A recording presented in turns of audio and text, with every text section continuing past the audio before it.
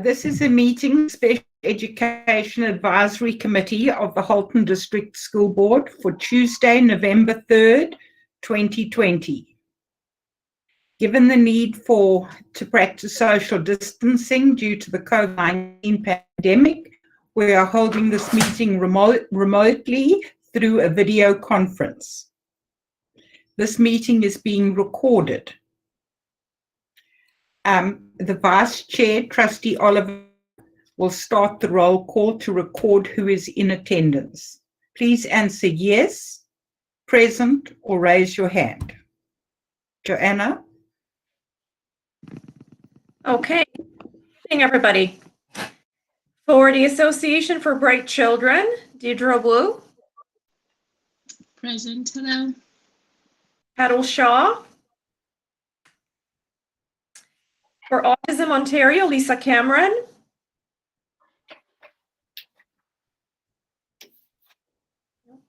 Easter Seals, Melissa Dockery. Present. Great.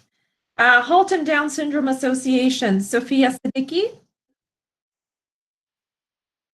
Or Mike Brown. Learning Disabilities Association of Halton Hamilton, Diane Vanderbosch. I saw Diane. Diane, you might be on mute, but I did see you're present. And Allison Brindle. I'm here. Okay. Present. Great, both. And for voice, Judy Shields. Members at large, James, oh, I see Sophia joined us. Members at large, James Baldwin. Yes, here, present. Okay. Diane Miller. Present. And we've got our chair, Lucille Morris. And trustees, Margot Shuttleworth. Present. Heather. Hi, everyone. Sorry. Heather Garrett's. Good evening, everyone. Hi. And Tracy L. Harrison. Hello, one and all. Great. And Mark, I will let you introduce staff who are online with us and our guests. Okay, Mark? You are on mute. Sorry, if I could remind everyone to have your cameras and mics off. That just seems to help with any kind of lag, etc. So if you're not speaking, if you could have those off, please.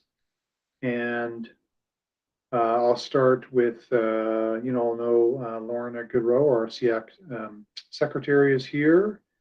Sean Marks, our principal of special education, is here, and student services. Also joining us tonight are Rob Etoff, superintendent of education, that oversees our equity department and work, and Mary Marshall is a principal of equity as well. And then maybe I'll stop there because I'm not sure if all of Sean's team is here yet, and Sean will introduce his team, or at least start that off when they begin their session in a little while.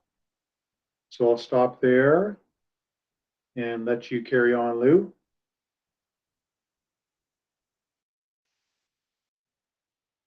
Okay, and we begin by honoring the land.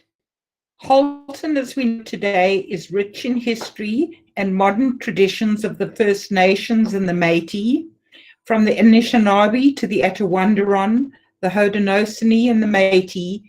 These lands around the Great Lakes are steeped in Indigenous history. As we gather today on these treaty lands, we have the responsibility to honor and respect the four directions: land, water, plants, animals, ancestors that walked before us, and all the wonderful elements of creation that exists. We would like to acknowledge and thank the Mississaugas of the First Nation sharing their traditional territory with us. Now, moving on to the agenda, we need to approve the agenda for tonight's meeting. We are looking for someone to approve the agenda. Yes. Sophia Siddiqui, do you move to approve the agenda? Sure. I will second that. James Baldwin. Thank you. Here, we need to do a quick vote to see if I'm all in favor. Or any opposed? Looks like none. Hey, Lou, thank you. Thank you. The agenda is approved. Next up is the approval of our October 6th meeting minutes. Are there any errors or admissions? And if there are any, please indicate so. I don't see any hands up. Melissa Dockery, do you move to approve the minutes? Yes, I do. Okay. And Deidre Wu, would you like to second that? Yes, I'll second. Thank you. Thanks, Lou. Thank you. We are now on to the action items. And our first presentation tonight is about the Halton District School Board's Equity Action Plan with Superintendent Ito. Welcome, Rob, and over to you. Thanks so much. I appreciate you fitting us into your schedule tonight. We're really excited to come to you tonight and speak to you about the work, specifically this new, very engaging, very comprehensive document that'll help guide the system forward with respect to human rights and equity across our school board. But before I get into it, I want to introduce a member of our team who arrived in January, right after Christmas, in a brand new position in our board, Dr. Jewel Amoa. She's our human rights and equity advisor for the school board. And Jewel, if you wouldn't mind just introducing yourself, because I think this is your first time at SEAC. It is. Thanks very much, Rob. Good evening, everybody. So as Rob says, I'm the board's Human Rights and Equity Advisor, and that means exactly as the title suggests. I advise the board on issues relating to human rights and equity. So really, how can the board maintain its human rights commitments in the work that it does? So largely, I advise the senior team in that regard. Nice to meet you all. Thanks, Jewel. And Jewel's going to be helping to present, and you'll hear more from her shortly. As I said, and I'm going to get to Mary Marshall just to drive the slides for me. So Mary, if you could just present the deck.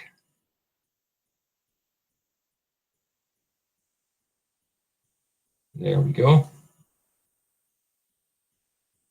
Fantastic. In fact, you can leave it right there, Mary. So I'd say, in terms of background and context, the Halton District School Board has had a proud history with respect to our equity work, and really, I believe, long before me taking the reins, there's certainly Halton has been very much revered in terms of the work that we've been doing over the years.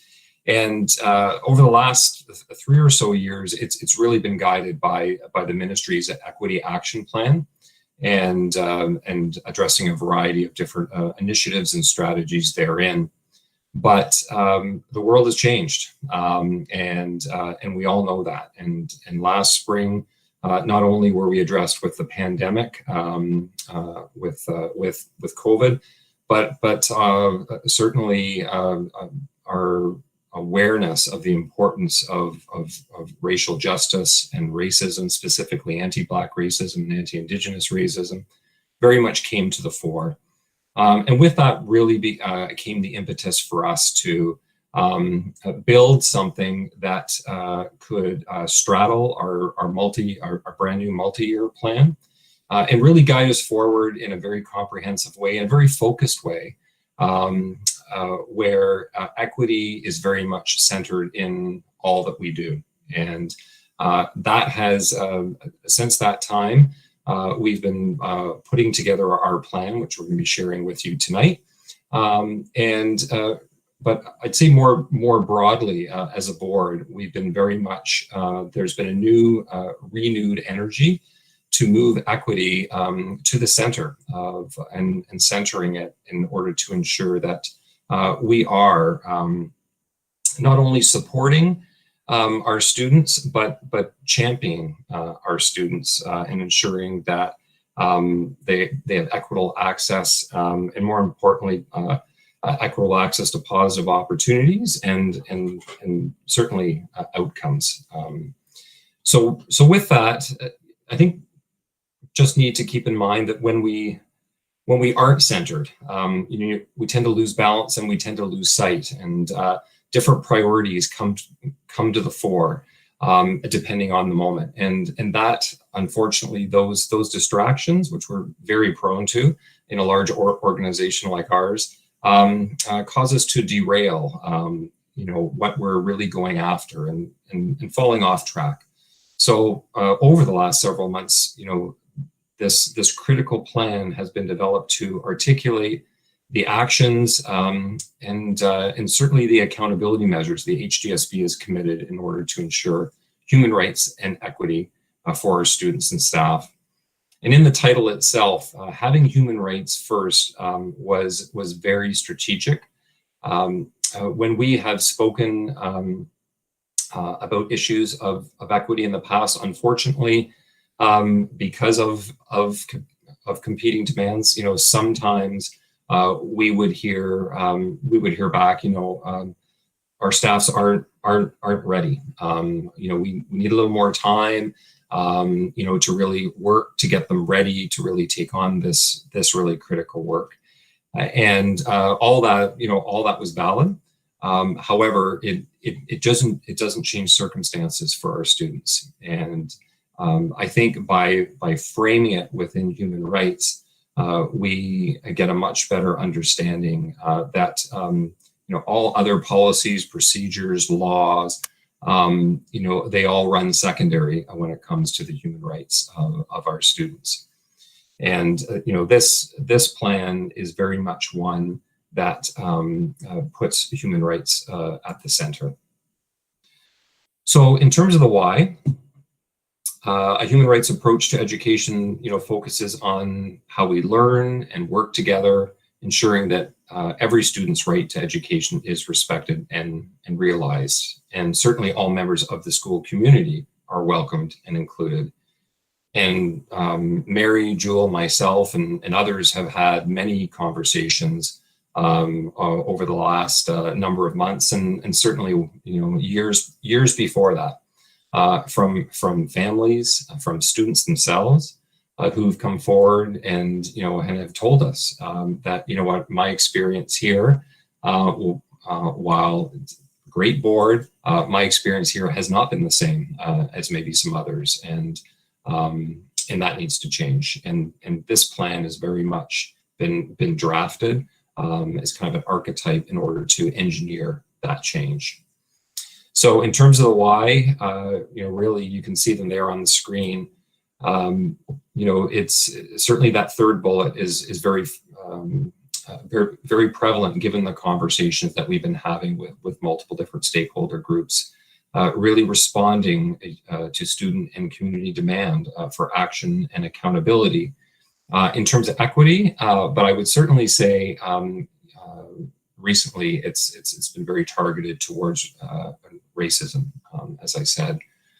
And this document, just before I turn it over to Jewel to kind of take you through it and provide some broader context of how it's arranged, is certainly the biggest why of all is really looking at how to improve the conditions for our students so that we can strive towards ensuring and inspiring all of our students to be successful.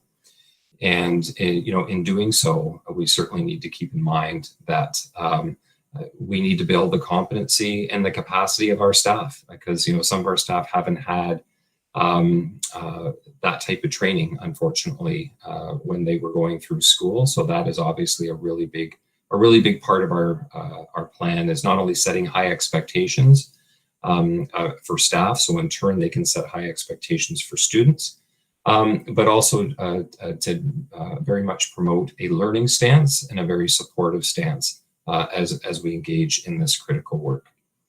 And as you engage with the Equity Action Plan, I think the final piece I would just mention has to do with the fact that when you walk through the plan, you will notice that there is very much a strong presence and relationship in terms of targeted goals to respond in a very proactive way to issues of race specifically. But in speaking to you as SEAC members, I think it's important to keep in mind the intersectionalities between race and ability, and all the different identities that exist. We are not shaped, solely by race or by gender.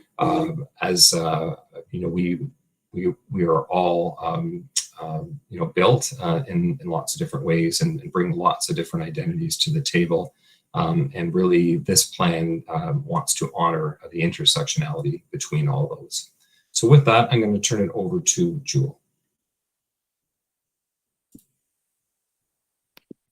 Thanks very much, Rob. I think maybe just to continue on with some context setting, and Mary will actually walk you through a few of the key components or actions in the plan. So I'm going to hold the suspense a little while longer. So in terms of context, so how we came to develop the Human Rights Equity Action and Accountability Plan. If you think back to 2014, I believe it was, the ministry released an Equity Action Plan. And that Equity Action Plan still drives much of the work around equity in the ministry and equity in school boards today.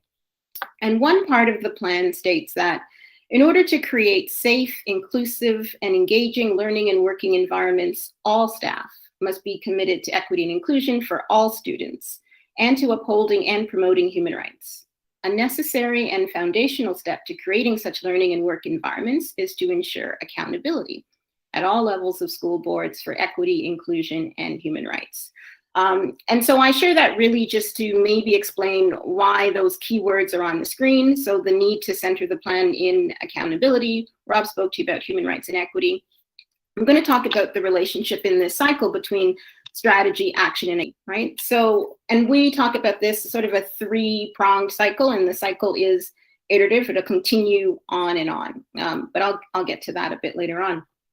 But strategy itself requires collaborative engagement in setting timelines, measurable goals, and these can be related to baseline data. And certainly in the context of special education, you very well understand the issue of data and goal setting and responding to data and gathering data in order to identify how well you've attained your goals. And it's no different in the context of equity and inclusion. But sometimes strategy requires the courage to plan and implement something new. Rob did make reference to, some sense of hesitancy at times to embarking on a new path, people saying staff are not ready, or this might quite not be the right time. So all of that applies in this context also. But still, strategy does require this notion of courageousness or boldness, recognizing that if we do something new and bold, then we're more likely to attain new, bold, and better results for students, right? And action is simply the implementation of the strategy. So as much as we talk about an action and accountability plan, that's really where the tension is between the action and being accountable for satisfying the goals in your actions. There is no action without strategy. So that's actually where we started.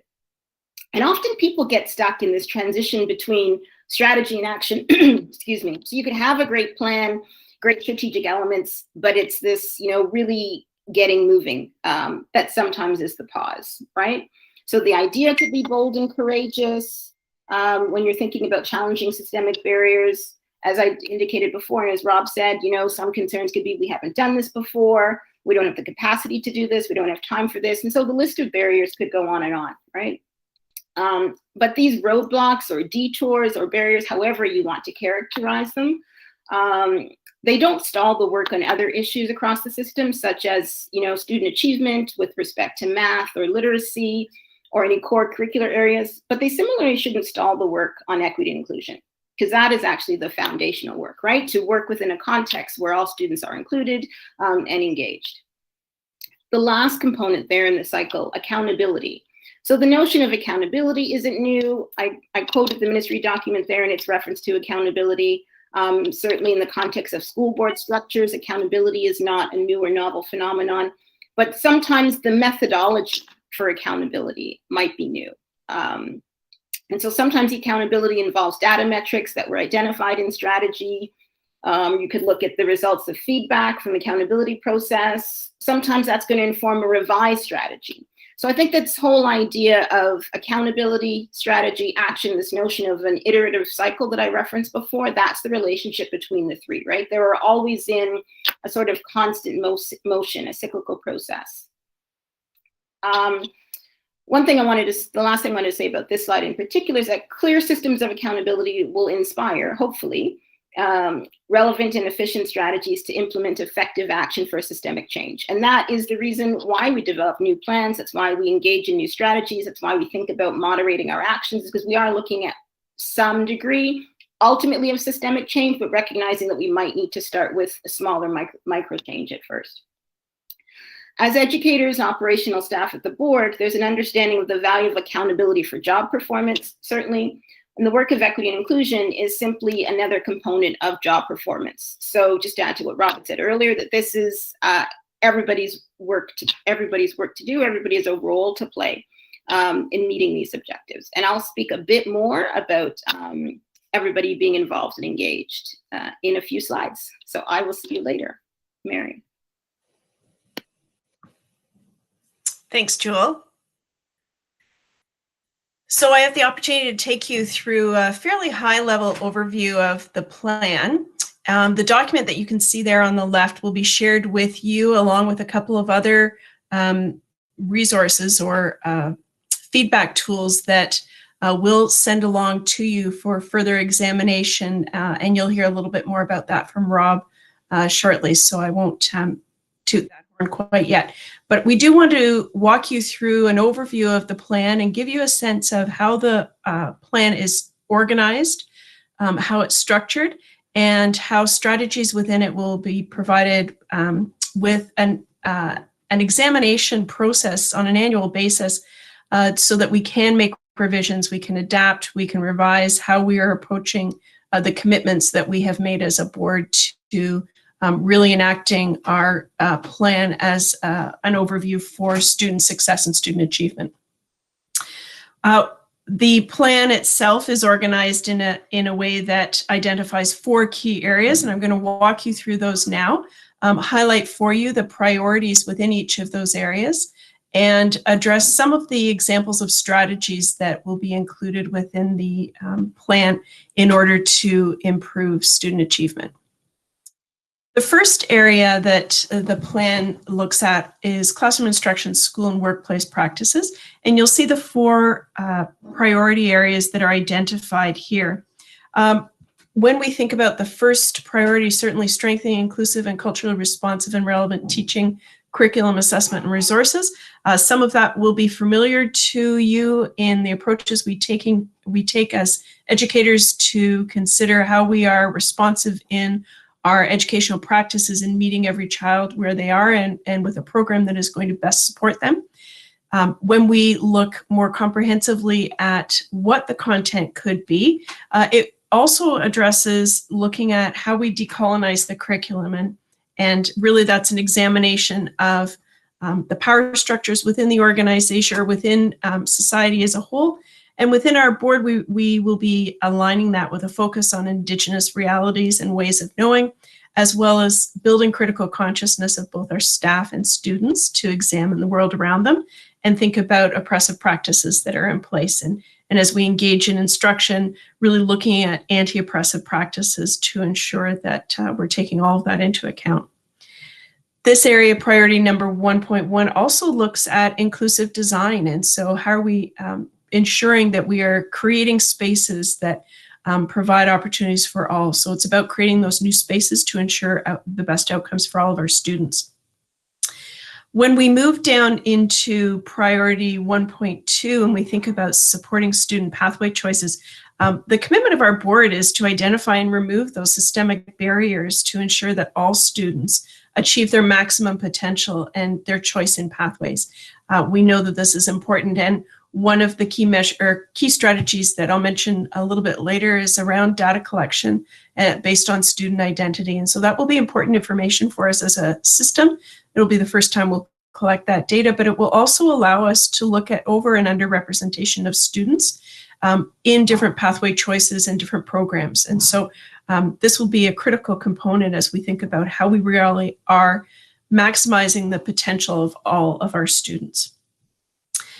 Priority number 1.3 will address suspension and expulsion data. And again, that's going to be looking carefully at a review of and a revision of safe schools policies and administrative procedures, as well as practices within our school. And the student census data that I mentioned earlier will be a big part of informing those acts. And then finally, within this first area, increasing parent and community engagement in equity and inclusive education really speaks to how we can, as an organization, reach out and build relationship with communities who perhaps we haven't in the past had the opportunity to engage with. And so a very intentional and purposeful opportunity for us to reach out, build relationship, build those bridges, and establish working relationships where there's a stronger foundation of trust as we work for the betterment of the outcome of every child in our system. So that's the big area in the first part of our plan. The second part of the plan speaks to leadership, governance, and human resources. And this area speaks more specifically to how we as an organization will be intentionally looking at both the capacity and the competencies of individuals within our organization. So a strong level of accountability here. First and foremost, the commitment under 2.1 to create safe, inclusive, engaging learning and working environments for students and staff, really by upholding and promoting human rights and in strengthening accountability across a range of areas for different program support, as well as performance appraisals at all levels of our board. So that's a pretty broad sweeping statement, but it really will speak to how we think about how we operate as an organization and what that leadership looks like. Under 2.2, that goes further into thinking about how we ensure diversity in leadership, hiring, promotion, decision-making. How will we as a board think about our formal structures that will build the capacity within our system for leadership to develop competencies around human rights and equity as they look at hiring practices for staff where students will see themselves represented in the teaching and educational staff that are working with them. So again, that is another large area of this plan that will involve a number of different departments, including the Human Resources Department. 2.3 speaks to enhancing school board structures to promote and ensure human rights and equity. And we've actually started under this area this fall working with our school administrators and our equity lead teachers to re-release the discriminatory and harmful language protocol within HDSB. This protocol was first released in 2018 as a way for us to hold ourselves accountable as staff members to thinking about how we are both interrupting incidents of discriminatory and harmful language, responding to students who have been harmed by the use of this language, and then how we are reporting and following up and ensuring accountability. So this is a revised, more enhanced, more accountable process that we are rolling out, and is a very much a front burner task strategy for us to take on this year. So that's underway already. And then finally, priority number 2.4 in this area really is, again, looking at building the competencies through ongoing equity, inclusion, human rights training for staff and students. And so that crosses across all of our departments and educators and staff in all of our roles. So a very comprehensive professional development plan for all of the different roles within our organization. Area 3 and Area 4 have one priority in each one, but they are short but massive. Under data collection, integration, and reporting is the identity-based data collection. And within this area, we are looking at the implementation of a student census this year. We've been working on this for the past year and a half to 2 years. And this is as a result of the Anti-Racism Directorate and a ministry directive for all public organizations to collect identity-based data. For schools school boards, that means looking at student data. And we are also looking to do a staff census later in the year. So rather than a survey, this is a census. And so you'll be hearing more about that. We have a comprehensive communication plan that we'll be rolling out with respect to that. We're working closely with the team in student services to ensure that we can best support the needs of all of our students to ensure that they are captured within that census as well. And then finally, within organizational culture change, this particular area looks more specifically at how we rebuild the organization itself to really be a model of diversity, equity, and inclusion, and one that upholds and promotes human rights. So a careful examination and an ongoing review of our policies and practices, our administrative procedures to ensure that they are in alignment, the implementation of a tool around decision-making that will help support decisions both in the corporate and academic side to ensure that we are in alignment with human rights and equity, and then developing very clear, transparent processes for reporting any human rights complaints within the board. So I've given you a lot to digest there. It is very high level. And as I said earlier, the document that was captured in the image on the very first slide that I spoke to will be shared with you along with some other resources. So you can take a closer, more thorough look at the plan that we have ready to go. I'm going to pass it back to Jewel now, and she's going to pull this all together for you. Thanks, Mary. Well, I don't know about pulling it all together. I will just talk more and we'll see what happens at the end of that. Okay, so we have another cycle here, 3 components in the cycles. So that's my cue to talk. I seem to be the person designated to describe the cycles. But in all seriousness, these 3 elements of disrupting, charting a new path, and bringing people along are actually aligned with, or perhaps even superimposed with the earlier cycle I spoke to you about regarding strategy, action, and accountability, right? So if you just kind of keep those in mind in the background as reference point. So to start with disruption. So the point is that disruption is the key strategy, right? Remember, we started with strategy in the last diagram. So disruption is the key strategy. And the point there is to disrupt whatever is not working. Or whatever is contrary to human rights and equity objectives. But in order to disrupt, you must first identify exactly what it is that is not working and why. So that's where the data that Mary spoke to, and also that I spoke to earlier in terms of actions and strategies being largely informed by data. And given that disruption is itself a key strategy, that too is informed by data, right? Charting a new path also requires us to rely on both anecdotal and empirical data, right? So to think about a new and transformative path. So we've been doing things a particular way, and we've identified that maybe this way isn't working as well for everybody. So what's this new path that we want to chart, and who are we charting it for, and how are perhaps the different variations or streams? And I guess I use the word stream ironically. I didn't really want to emphasize that, but how are the different paths or different avenues, let's say, to be developed, right, in the context of what we're charting? In the context of really trying to disrupt or change, and in some instances, dismantle a system that is not working. So when we talk about dismantling, we think about dismantling elements of the system that perhaps are reminiscent of colonialism or oppression, or broadly systemic discrimination, right? So where that's not working, then this is the new path we need to chart in order for something to be working. Thirdly, this whole idea of bringing people along, right? So you think that was where accountability was in the previous cycle. And so the idea of bringing all people along is to ensure that everyone is engaged and committed to the new path. So you can have strategies, you can chart your new path, but if everybody is really not on the same page or in the same boat, then you're really not going to get a lot of traction or a lot of momentum or a lot of results. And at the end of the day, the ability to move continuously in that cycle is going to be stalled, right? So ensuring that everyone's committed and engaged to the path, and bringing people along also, you know, as I said earlier, reflects this notion of accountability, right? So we're all in this together.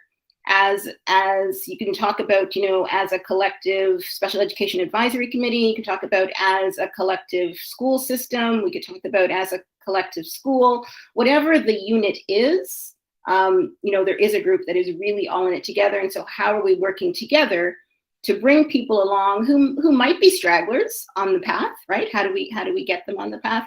Or in some instances, recognize that maybe we need to move them out of the way in order to move other people along, right? And so the points of resistance that I referenced earlier, and also I think that Rob mentioned, you know, about people not quite being ready or people imposing barriers, or people wanting to engage in detours rather than following, you know, this new path that we've charted, right? So sometimes people need to be moved out of the way if they're not really committed to being brought along.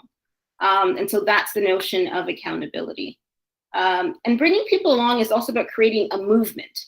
And so that also speaks to the notion of relationships, right? And in this movement, there's a resonant energy between people. And it's almost as though, you know, you follow the feeling in the crowd, not mindlessly, but collectively engaged to the same, in getting to the same destination or meeting the same objective, right?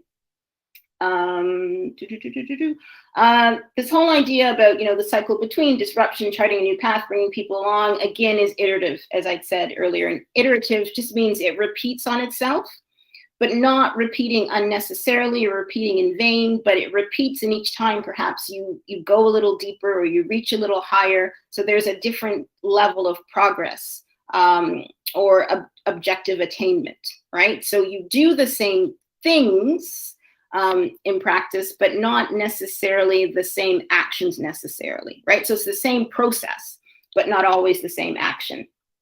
And I just want to see if there's anything else I wanted to add. And so also each of these components are really about different, you can look at them in terms of different locales. So you can look at the self. So I mentioned disruption in terms of perhaps, you know, disrupting oppression or disrupting systemic discrimination. You can look at that from the context of the self. You know, what am I doing that might be posing a barrier in the system or that might be a barrier to individual student achievement, right? So that's that self-reflection. Then you also look at the institution. So what is it that the institution is doing in a traditional way that perhaps needs to be reviewed or revised or, you know, charted in a new path, right? And then the third locale is that notion of the community. So what is it in the broader community that perhaps is upholding some structures or processes that are not advantageous to the achievement of all students, right? So there are three levels. There's self, institution, community, and it's always that notion of engagement and re-examination. And as I said, much of it is based on empirical data and some of it is based on anecdotal data. And I think I will leave it there. I think we're going back to Rob, but I could be mistaken. Okay. Thanks, Joel. Yeah, just going to do a bit of a wrap up here in terms of we're here to share our plan, and Mary's going to share the link to the 2-page high-level overview of the plan. And as part of our feedback process, we're also going to provide a full draft version of the plan, so you can really dig into the details if you so wish. A feedback form is going to come your way. We'll send the materials to Mark and get Mark to organize the distribution to SEAC. It's a very simple online feedback tool. We appreciate any feedback that any SEAC members have with respect to some strengths that they may have identified through either our discussion here tonight or in the materials that we share with you.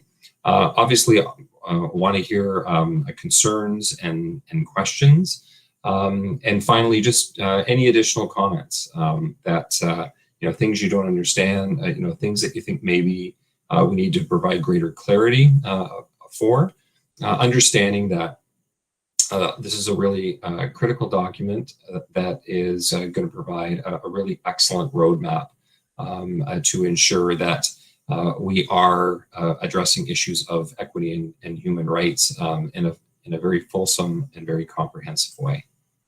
So thank you, and I'll turn it back over to the chair.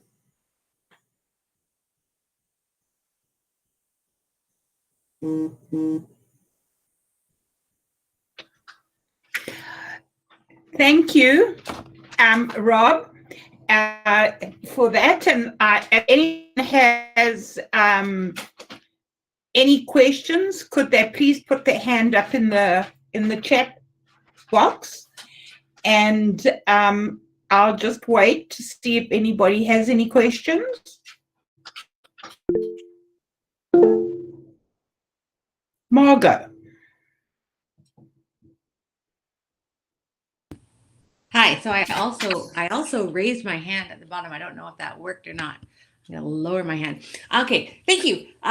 This question actually is for Jewel, if that's all right.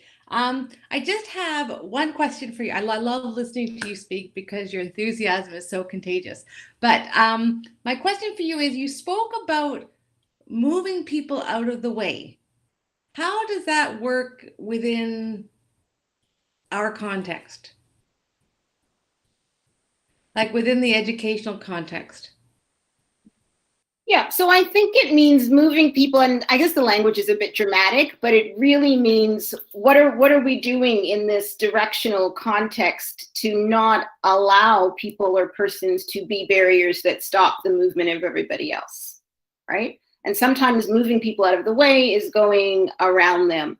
But also recognizing, I think the point is really that the work should not stop because one person is, for whatever reason, not able to move forward in a way that is necessary to meet the objectives, or move forward in a way that that resistance then stops other people from moving forward. And so then, follow-up question. So with that then, so with those, I'll say those barriers, those people who are seen as barriers, are we then looking at, I don't know, education, training opportunities for those people who may...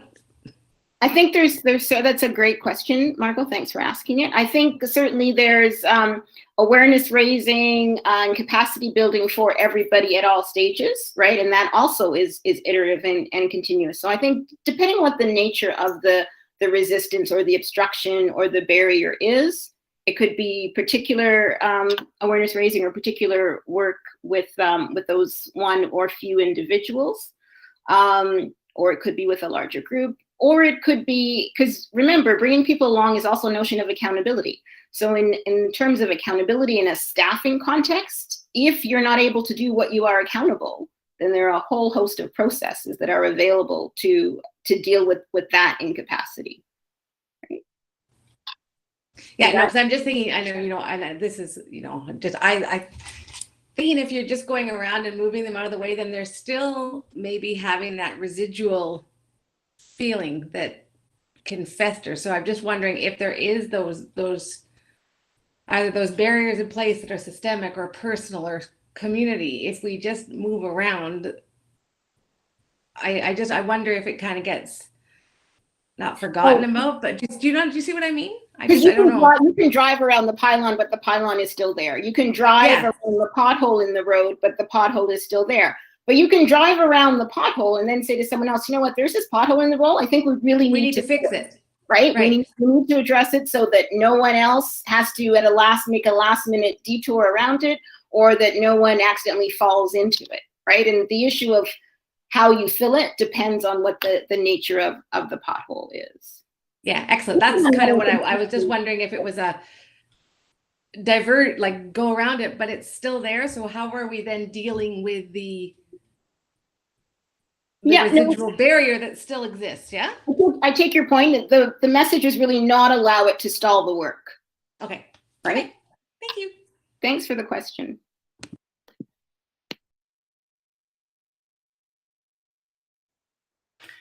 Are there any other questions?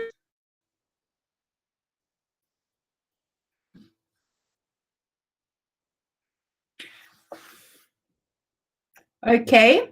Then I will move on to our second item, point 2. And our Lou? second present, yes? Sorry, maybe if I could just take a moment to thank Rob and Jewel and Mary for presenting to us tonight. Their leadership in this work has been fantastic in our system, and we are doing some really, really significant work with our staff in our areas of equity and anti-racism, and that in turn will be having a significant impact on our students.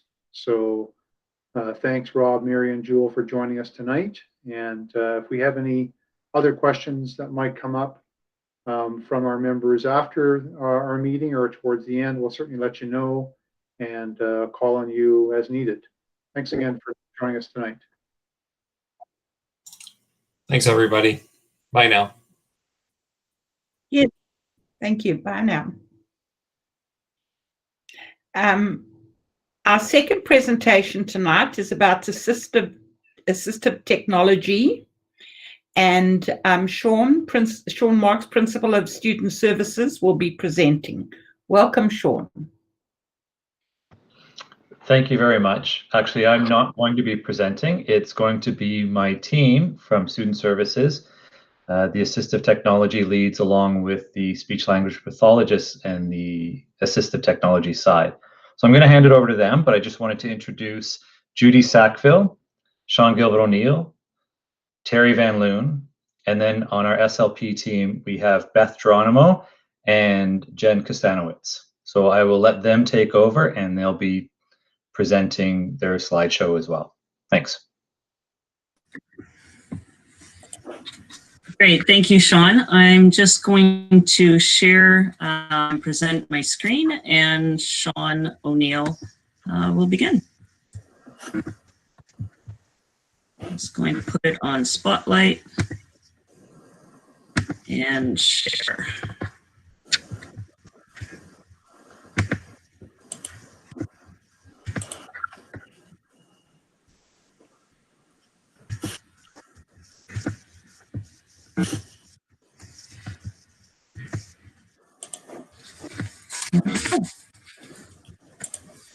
Okay, great. Thanks for the introduction, Sean. We appreciate that. We also appreciate SEAC having us today to dive a little bit into the world of assistive technology.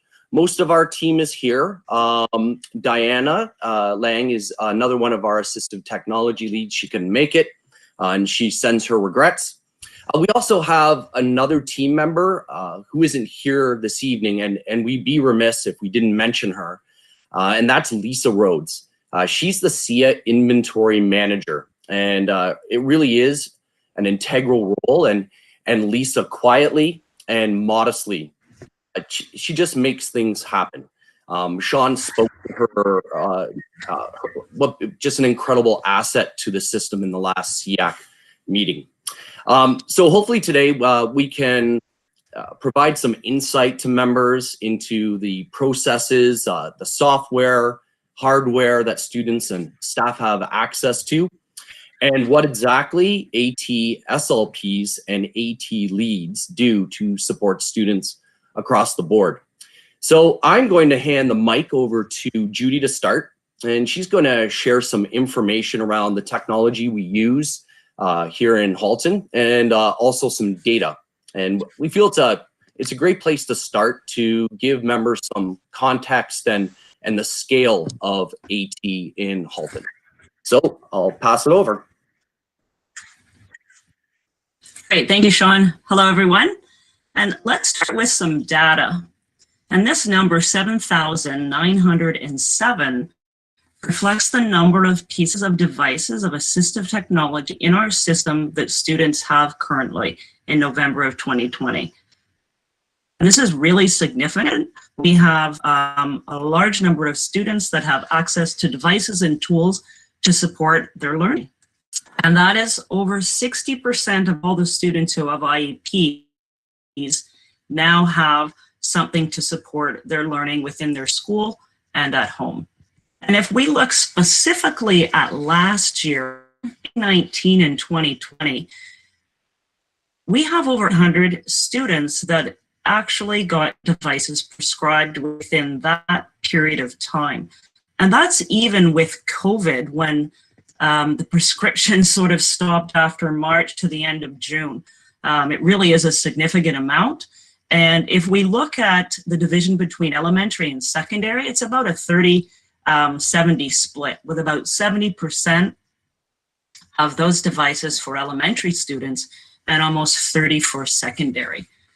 But let's look at the devices themselves, the breakdown. So you'll see in the blue, over 40% are Chromebooks. And it really reflects the ease of use of Chromebooks, and that we are a Google for Education board. And Chromebooks are one of the key devices that students are using across the system. Now, you'll also see iPads. And we do have quite a large chunk, just over 16%.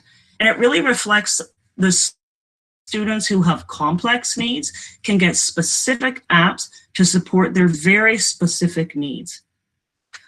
Just over 20% in the yellow, we have laptops, which allows the opportunity for students to be online or offline, because software can be loaded onto the hard drive. Now, the last one in green are C-pens, and you might ask, what is a C-pen? Well, it really has taken prescriptions by storm over the last 3 years. It's almost 20% of all our prescriptions now. And it is a totally portable, pocket-sized device, no Wi-Fi required, that really is game-changing for supporting students who have struggling with reading difficulties, whether it's decoding or phonemic awareness, and allows them to access print-based text. And as much as we are a digital world, both in and out of school, there's a lot of print-based text. And this helps them access that. And there's 4 main functions of a C-pen. Some people also call it the reader pen, but it scans and reads out loud whatever is the student scans on paper. It also has an audio recorder, so students can record their thinking, as well as a dictionary, so they can scan a word and find out the meaning. And the 4th function is a scan to file. So students can plug in the cord, scan the text, and it pops it up on their Google Doc, which is really great for making it ideal to capture essential information. So these students have the C-pen as a second device to help them access their program or their curriculum. And this is just from last year. But if we break down the secondary and elementary data just a little bit more, and a couple of observations off of this graph is, you'll notice there's lots of blue for Chromebooks, and it really represents that ease of use, especially for younger students. And the laptops in secondary, where students may need to be offline onto software. And if we look at C-pens, the C-pens, there are more in elementary, and that makes sense because students need more access to decode words to help them access their program or curriculum. And there are iPads in secondary, and it mainly represents those students who are in our self-contained CPP sites, so that they can access different tools to support their very specific needs. So that's a little bit of data. But let's look at some of the tools that support those devices. And these level the playing field, because what is necessary for some is good for all, but also essential for specific. And what we try to do is we have students accessing Google Suite, the G Suite, as we call it. And all our students in the board, whether it's docs, slides, forms, Google Drive, the great thing about the G Suite is it saves automatically, so that helps students for organizing and executive functioning. And what we like to do as an AT department works extremely well, especially for our budget, is purchase board-wide licenses. Both Read and Write and BoardMaker Online are fully board-wide licenses, so all students and staff can access those. And Read and Write, it does more than just read, because it can really help address certain goals for students. They can have word prediction for spelling. They can have speech to text, as well as for voice notes and audio notes. So students who can verbalize really well can speak what they need to say that they couldn't write down necessarily. And those really are game changers to capitalize on their strengths and to support their learning needs. Now, BoardMaker Online, for those students who really need picture-based and symbol support, this helps support them. And there's an iPad app that teachers can set up and send activities directly to their iPad. And it really is another game changer. And there are so many activities that teachers can choose from and that they can edit to support very specific needs. So it's really exciting what is out there for a large number of learners and not just those on IEPs. But what else do we use in Halton? Well, in our AT department, we are often on the cutting edge of exploring and accessing innovative devices and tools to support the vast, varied need of our learners. And we have been accessing smart boards for students for years, but we've also been able to explore and experiment and pilot SIA robotics for students for special needs, as well as exploring virtual reality, as well as something called the Omni Vista and Omni Sky. And this allows the interactive portable system to have an interactive floor or ceiling, especially for those students who a smartboard is more difficult to access. So we're really proud as an AT department in how we explore and grow that toolbox for all the different students within our system. And our goal and vision, it's more than just participation and engagement. It's really increasing that confidence, that independence, because that's closely tied to increased achievement. So those are just some of the tools that support our students. But let's look more at, well, how does that actually happen? How do our students get those and then get the tools, and what happens after that? So over the last 10 years, there's been definitely a larger amount of students who have been accessing technology prescribed by the Ministry of Education through the SIA dollars, the special equipment amount.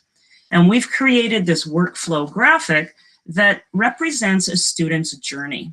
Now, these 4 phases are all equally important as each other, and they are they're fluid. So they may be at stage 1 in grade 3, but they may be at stage 4 and back in grade stage 1 in grade 8. And is very significant is that it's really about maximizing a more integrated and coordinated support model for students and staff. And 10 years ago, Marion Thorpe was our one person who was using and supporting SIA, many other responsibilities in her portfolio. And as we've been able to support more students and access more technology for our students, the job grew so much so that it was one job back in 2015, and that was myself as AT lead. And now we have grown as a team and we have 6 team members. So it really is incredible. Each of these stages as AT leads and ATSLPs, we are part of each stage. We're not there just for supporting training or supporting one part of the process. We are there for every part of a student's journey. And this really is because of the vision and influence of our upper management of our student services. So we're really grateful for that. But let's look at some of these phases. Phase 1 is that information gathering stage of our students' needs. And this is really about teamwork at the school level and with student services department. We're observing, we're trialing different tools and strategies and communicating between the various different site consultants, SLP, AT leads, and CERTs at the school level. The next phase is the claim action phase. So this is where the trial's been successful. The devices and tools are deemed essential to access the curriculum or program, and we have a prescribing professional that prescribes the devices. And the paperwork is gathered. Now, what's funny about paperwork is we've become much more digitally based in being able to submit and track all our claims. And that's with our See It tool, which I'll be explaining a little bit more about in our next slide. And as AT leads, once those claims are submitted, we look through, we make sure everything's there, and we approve. And then IT preps, and then it's about a 2-week turnaround. Yep, you heard me right, about 2 weeks. And honestly, even up to 4 years ago, it was about a 3-month and sometimes a 4 to 5 month wait. So again, as a department, we are really proud that we've been able to streamline that process so that the turnaround from when the claim is submitted to the device goes to the school is 2 weeks and sometimes even less. So we are super proud of that. Now, the stage 4 is that ongoing support. And this is where we can really continue to customize and adapt to a student's needs. And this is a fluid process throughout all the years while a student is with us in Halton. So that gives you an idea, a little bit of an idea of a student's journey with assistive technology in Halton. But let's look at See It. So I talked about See It, and the issue that needed addressing was for schools, the amount of inventory and the amount of things to be submitted and tracking. So this was a really difficult thing. And 10 years ago, there just was not the same sheer volume that we have now or the number of students. And how do schools track that as well as how do boards track that? So we needed one streamlined tool. We used to use pen and paper, we used to use Google Forms, spreadsheets, but now we have one single sign-on tool for both submitting at the school level as well as tracking at the board level. And in September of 2019, we launched See It. And we worked closely with our IT department and with LearnStyle, who was the developer of this tool, over honestly the last 3 years to help make this vision come to fruition. And now there's about 8 other boards in Ontario who are using this system. It's secure, it's in the cloud, and there are real-time updates. There's full transparency of all equipment. It's accessible anytime, anywhere for staff.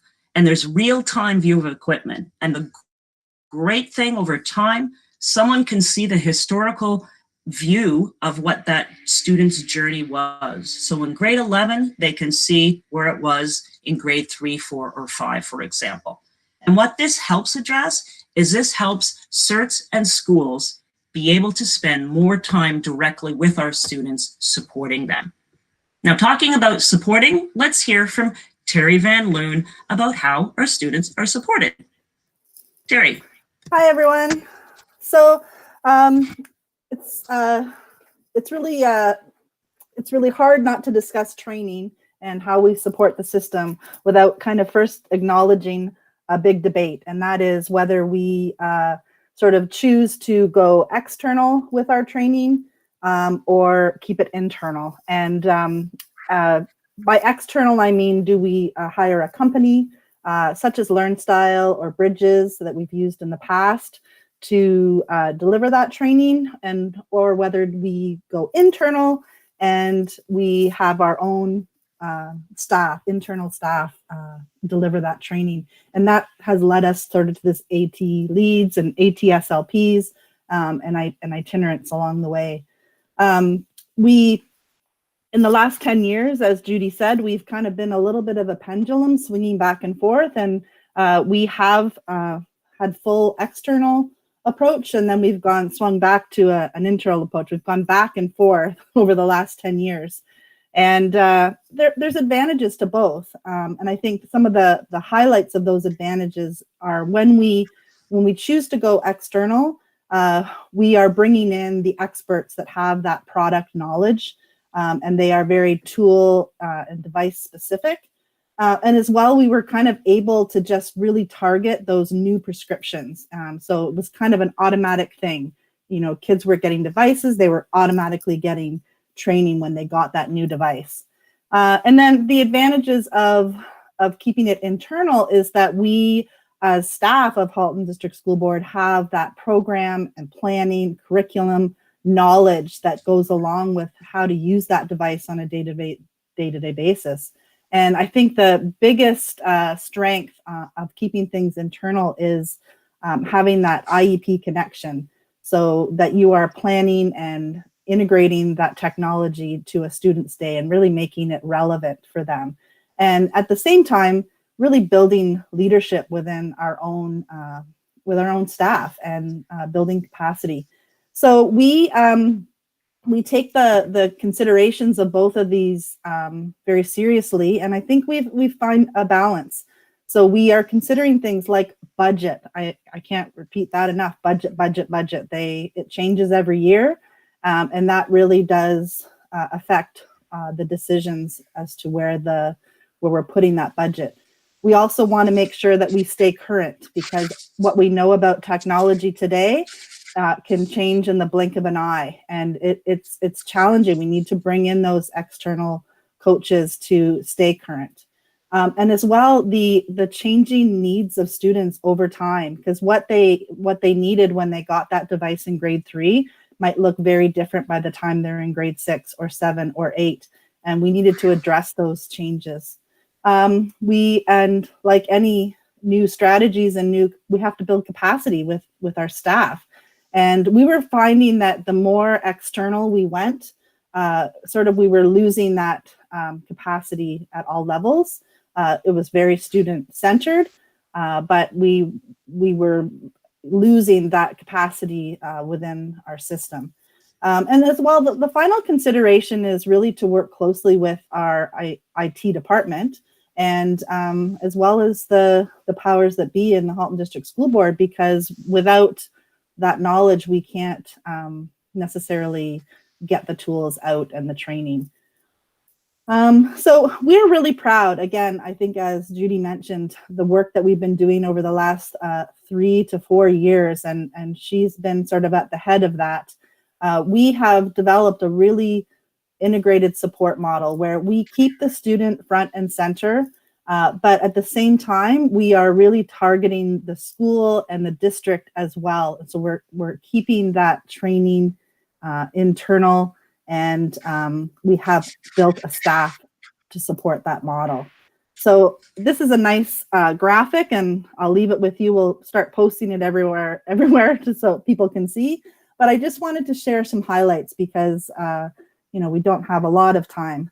And some current highlights that are happening for us, both as we kind of adjust to this COVID lifestyle, we have really increased our virtual supports and our in-person. So whatever we do in a training model, we find we are doing it as well in a virtual mode and in-person mode. So some of our highlights right now, we're doing a lot of whole class training, and that is allowing us to really integrate and normalize technology. And Judy mentioned it earlier when she talked about some of our software being board and district wide. We're finding that if we can get everyone using these tools, the kids that need them or that they're essential to their learning don't feel as centered out or feel uncomfortable for using them, because it's becoming more normalized.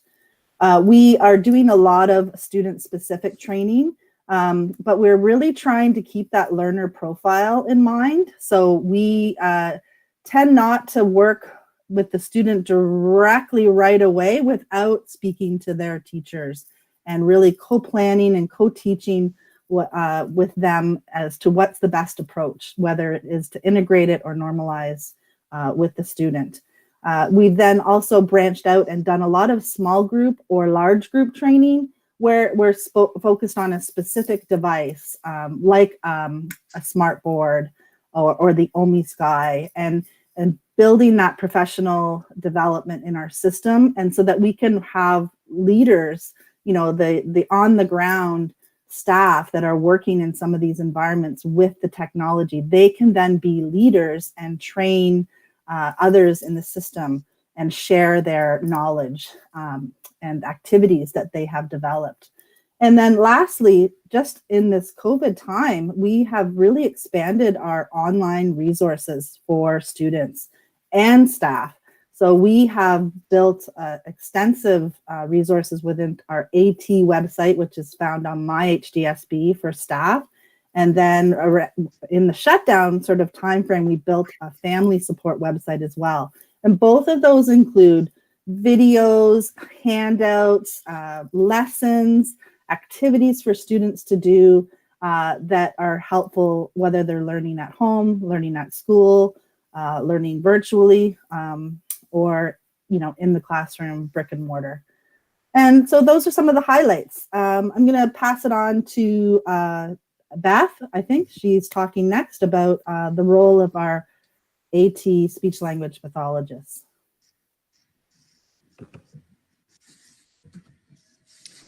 And I'm Beth. I'm going to be talking about the role of the assistive technology speech language pathologists.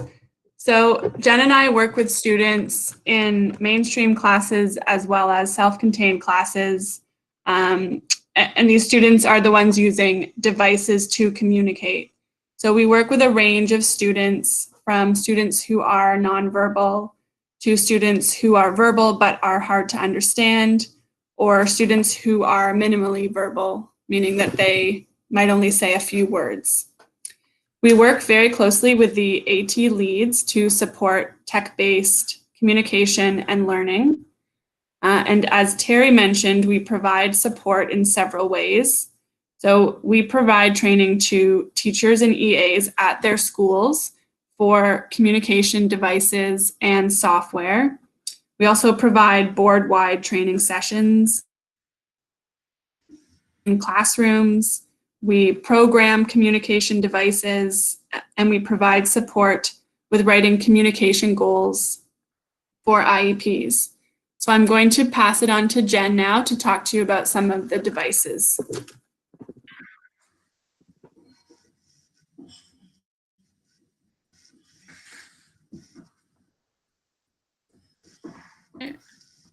There we go. So I just wanted to highlight, as Beth mentioned, our primary role is to support students with complex communication needs. And just to highlight a few of those, oftentimes we reference some of these devices in terms of low-tech communication devices versus high-tech communication devices. This slide just represents a few of the low-tech communication systems that we are often supporting with the students in both self-contained classes and within the mainstream classrooms within the board. So picture exchange communication systems, as well as some simple speech generating devices such as GoTalks, Big Macs, and step-by-steps. In terms of high-tech communication systems, we also support a variety of communication apps. A variety of students use some of these systems. A couple of the key or more popular communication apps are Proloquo Go and LAMP Words for Life, both of which are often found on iPads. So Beth and I work closely with teaching teams to support the students within our board using some of these communication applications. I am now going to pass it over to Sean, who is going to wrap things up for us.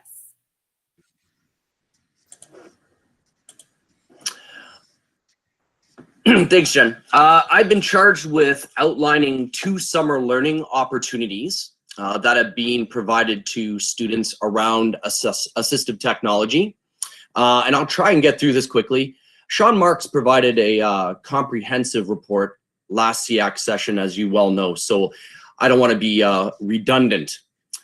First, I'd like to touch on assistive technology summer school.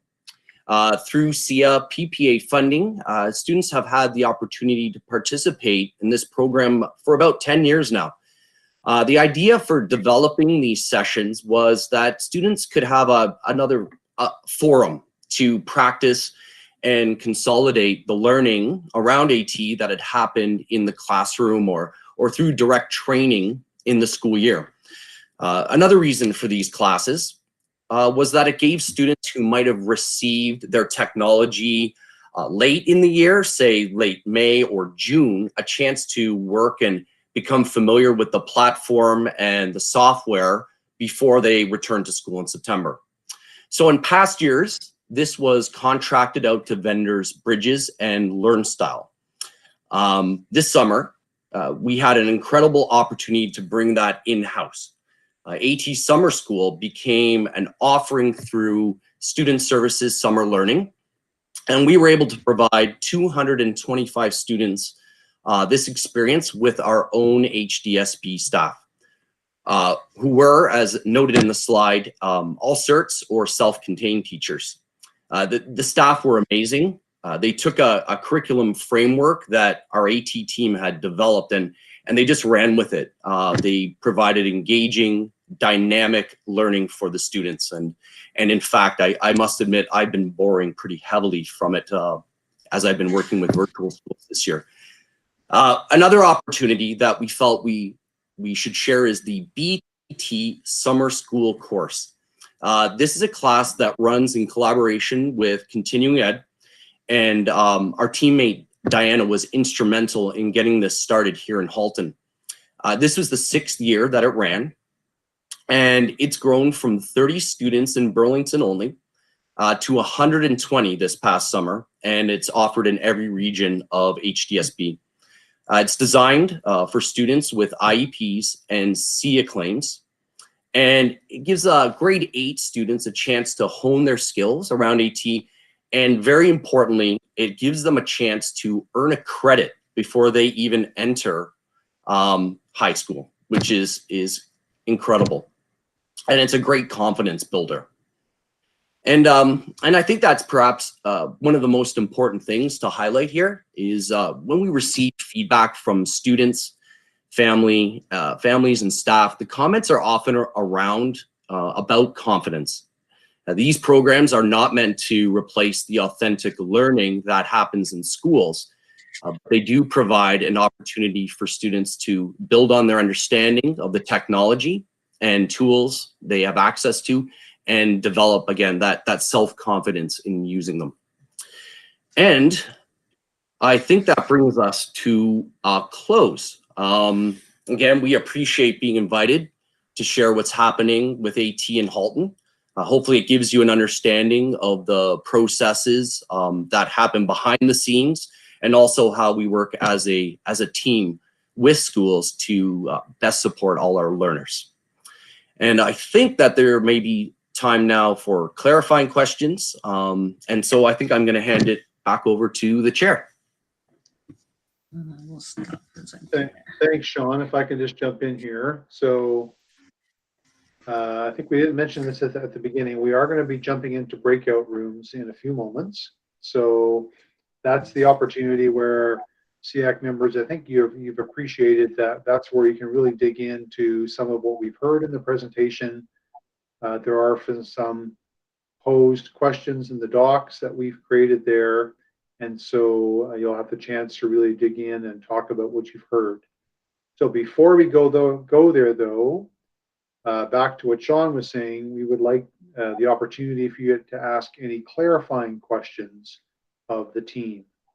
So I know Sophia has posted some in the chat box here. So maybe the team wants to look at her questions, and then Lucille, you could facilitate any others that people pose or put their hand up for.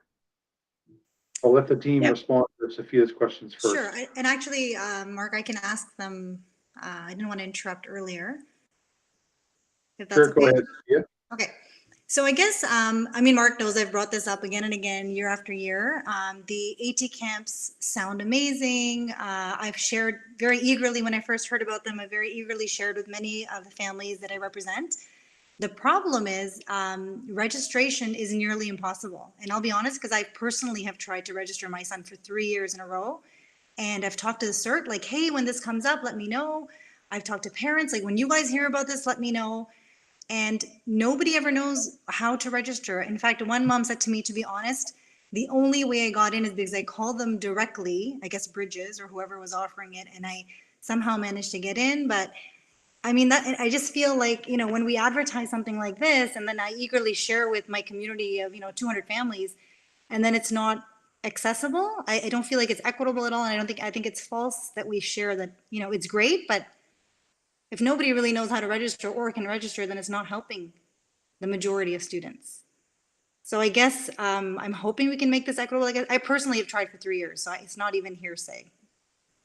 I guess, can someone talk to that? Like, what is the process? Because it's a mystery to me. If it's all right, I can jump into that. I can speak to the last couple of years. This last year, the registration process, as I mentioned, went through the Student Services Summer Learning. And so that was all the communique came through the Student Services Department, and maybe Sean Marks wants to talk to that, but it went to all of the schools as part of that process of registration. And I can speak for the assistive technology part of it in that we accepted every single student. There was no limits, and in fact, we opened up extra classes when we saw that there was a real need, specifically around the primary students. Sorry, Sean, I'm going to jump in and just add that this year was the exception, because this year I know it was online and they did open it to everybody. But like you said, the camp's been running for 10 years. I've been trying to register for 3 years, not including this year. So my question is, there wasn't a lot of transparency around the process. So if here's hoping that next year we go back to normal school and normal summer school, what is the process and what has it been in the past? Because I guess excluding this year, what has been the process in the past? Okay, yeah, and first, I'm sorry to hear that it was a challenge. That's certainly not one of our goals, is to make it difficult. Last year, I can speak to it because I was actively involved with LearnStyle, who provided it. We helped them with the registration process, and we helped to get all the information out to all the schools. That's our main conduit of information, is sending all of the parameters, the dates, how to register, the links. Everything was in a Google form last summer. That would be 2019. So again, that's some great feedback for us, so that we know what to do in the future. Because again, we don't want to make barriers for anyone, and it's good to know. And I'd like to know some more details. Maybe we can talk about that, like how you tried to register and what happened. I'd love to hear. Absolutely, yeah. Thank you. I'd appreciate that. I think half the times the challenge is the organizers and then the parent community. There's that disconnect, and so you may not even know. But several CERTs and several schools share that they had no, because again, like we put out a newsletter monthly after our SEAC meeting. So I'll share it out with 200 plus families. Then I get feedback from schools across the board. So when you have several CERTs in several schools all across Halton saying the same thing, that they did not receive a registration form for this particular camp, then it's sort of like a system-wide issue. But yes, let's definitely get in touch afterwards. Okay, thanks for that. Thank you. Thank you. Sorry, if I just include some other information, and I'm like Sean, I'm really just sorry that happened. And in looking back in the number of years, I think the limitation of having an external company run the registration may have been a factor. I think the advantage of having internal, our own people running it, we're less limited by hiring staff. There were timelines that had to be met, that a certain number of staff, a certain number of rooms, and I think that that may have created some barriers. So as we move forward, I think we're looking forward to being more internal, just as our current model is to be more internal so that we can open up the numbers and not be limited by the number of hired outside agency teachers. So again, as moving forward, we definitely want to find any way to make that better and to help all students be able to access those camps. Thank you, Judy. I appreciate that. And I think this year, definitely, I did share with Mark that we had families report that they were so pleased that their children were able to take part, because as you can appreciate, our population of students are particularly vulnerable and they really have nothing going on in the summer. So when I did for the first time 3 years ago share this camp, parents were sort of very excited and hopeful, and then super disappointed with the barriers. So thank you. I look forward to next year. Yeah. Thanks, Judy or Sophia, for your positive feedback about this year. And we will certainly keep working on our communication and our registration process. Looking for other questions from the group about the presentation. I don't see any more hands in the chat box, so I think ready to. Sorry, Lucille, I'm going to jump in if no one else has a question. I do have one more quick question while the AT team is here. I did have someone reach out to me from a contained program asking about what's the process if a school, for example, there's handwriting without tears, but now there's typing without tears, which the Down syndrome community is really sort of jumped on the bandwagon, and we've had training as parents. But I guess many parents have asked me, well, how do I get my school to buy the license? What's the process for that? So I think the AT department would be the right people to ask what the process would be like if we were to request a school to get access or a license for something like that. I can probably answer a little bit about that because we've been talking about that recently. I'm involved with a board level group now that we are looking at licensing. We used to have a lot of some of our software that we use. It was covered by ministry licensing. It was called OSAPAC. And so currently with the changes to sort of moving some of those licenses to board specific. So it's now kind of up to every board to determine what software licenses and programs that they are going to purchase. And then we have to follow up individually now as a board with the privacy and safety criteria to meet what we have now called the software catalog. So right now, currently, we don't have a keyboarding license that's board wide. We have some students that have specific SIA prescriptions for keyboarding without tears. And so it has been added and we have purchased that license.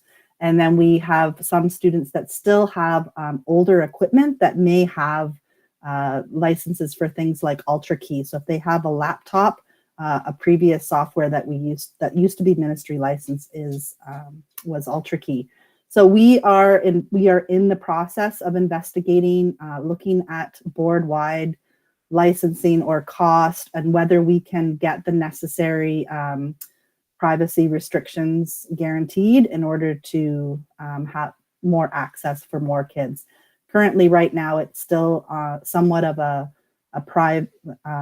privacy concern, and how we access those software programs. They typically use students' login information, and that's what we can't give out. So parents are kind of free to purchase those programs with their own sort of licenses, but we want to make that equitable. So we are working on it. That's all I can say right now. Thank you so much. So I guess for the few kids that do have the license, how do you go about getting that? Like if a parent asks me, hey, how do I get access to this? Or do I speak to my cert at school? Do I speak to the principal? If they have budget? Yeah, I would speak to the school team. It would go through their school resource team. And hopefully someone, typically those come through occupational therapist or OT, OT or PT, but sometimes through the speech language pathologist or even the psych ed consultant. So if the team determines that that's essential to the student's profile, then they can write a script and submit it, and that gets referred to us, and then we can take it a step further. Thank you. I'll share that information. Thanks so much.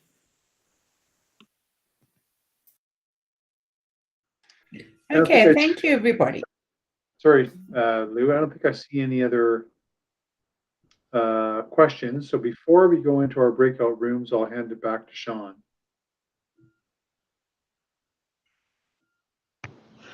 Thanks very much. I just wanted to thank the team for their presentation. As I was listening, I was thinking back to 30 years ago when I first started in education, and assistive technology was the Apple Newton.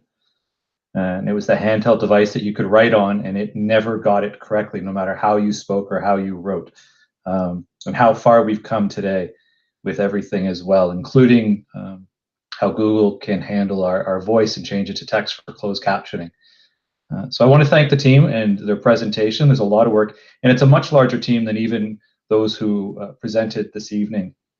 So I want to make sure I get everybody. I want to thank Sean, Judy, Terry, Beth, and Jen for presenting tonight. And as Sean mentioned, Lisa Rhodes is a huge part of the team. But I also want to thank our IT department, who do a tremendous amount of work in conjunction with us. They oversee all the IT in the board, but they work really closely with our team and understand the nuances that we have and the challenges we face in supporting our students. And they're really flexible and accommodating and helping us make sure that the kids get what they need. And then, of course, Christine Howard, a manager who oversees the speech language pathologist as well, and her support and understanding how these communication devices really enhance student learning.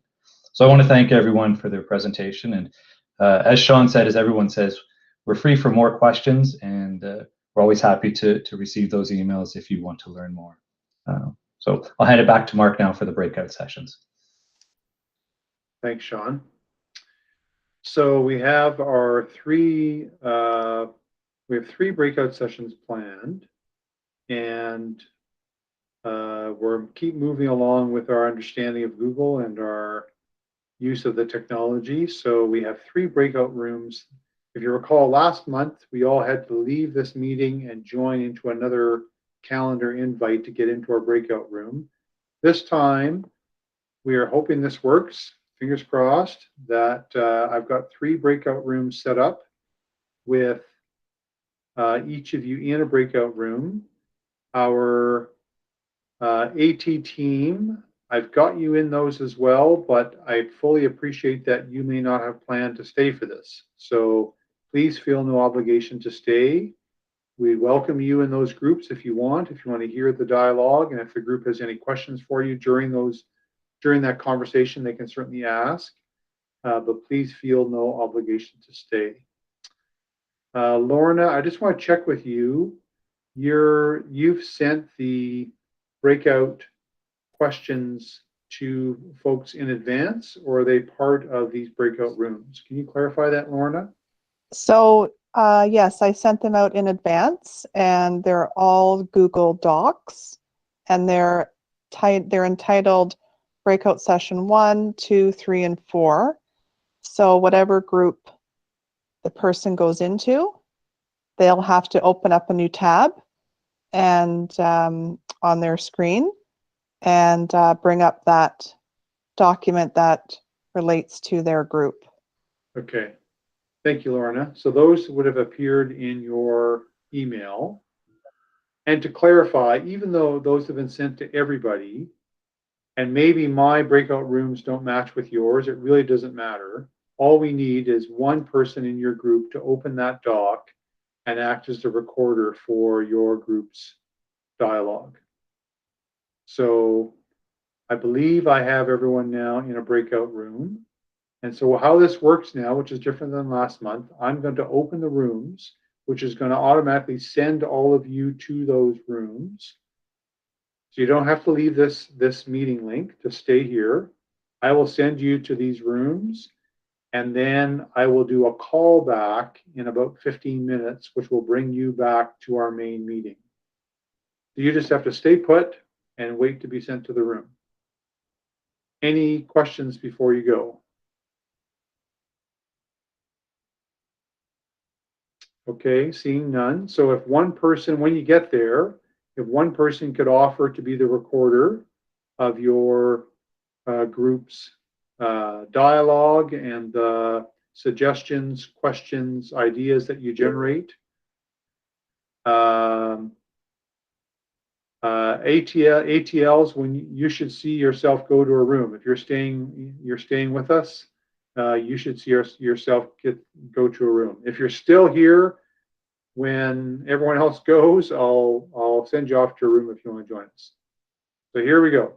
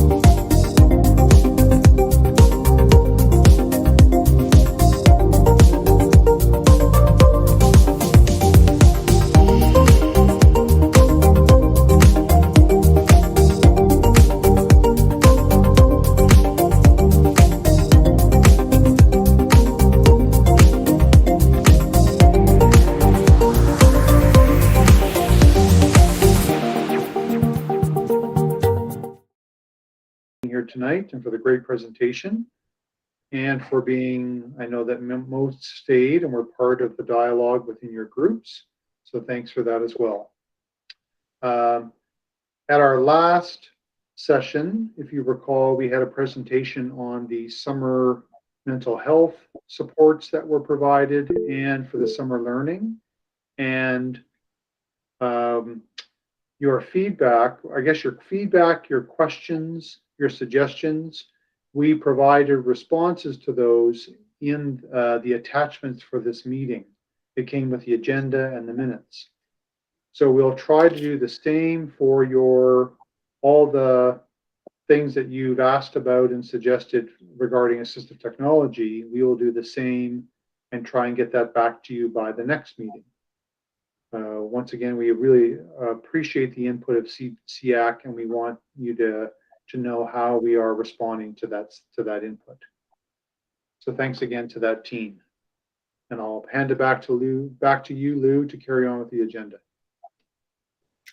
Okay, thank you, everyone.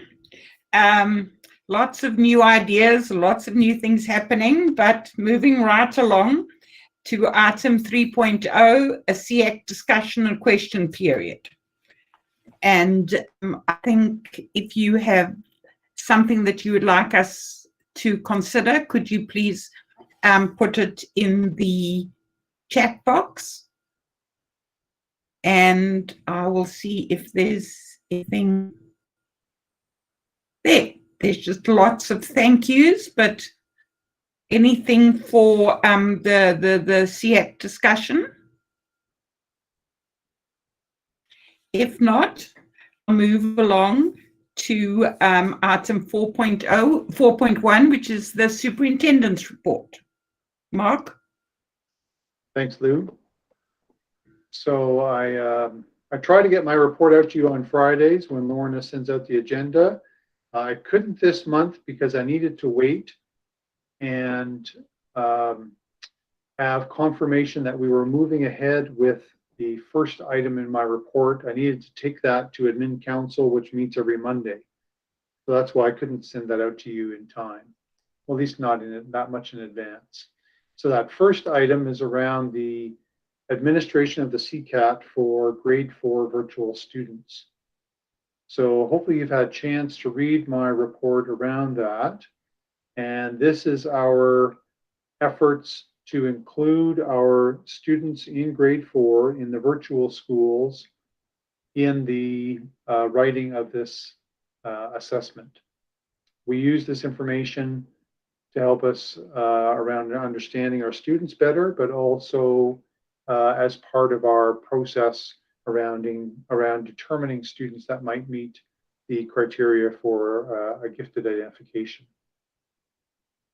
So we are planning to administer this on November 27th, the upcoming PA Day, which is a parent-teacher meeting day. And so our schools are basically empty on that day. Some teachers might be there doing virtual parent-teacher meetings, but many will be doing that from home. And therefore, that affords us the opportunity to bring students into our schools that are attending the virtual schools and be able to write this assessment. So we have communication going home tomorrow about that to families about this opportunity, and we are quite optimistic about our ability to meet the needs of those students. If families choose, it's not mandatory, but if families choose, then they can have this opportunity to write this assessment. That's the first item. The second is an update on our psych assessments. And this is a question that was asked by Deirdre during the summer. And then I spoke briefly to this on our last at our last meeting and told you that I would come back with more information, more detail, which you see here in the report. And just to highlight that what I've mentioned here is that our number of students on the wait list is down from this time last year. you know, I think I intimated last meeting that I wasn't sure if our numbers are reflective of the fact that maybe we had fewer students coming forward for an assessment in the spring.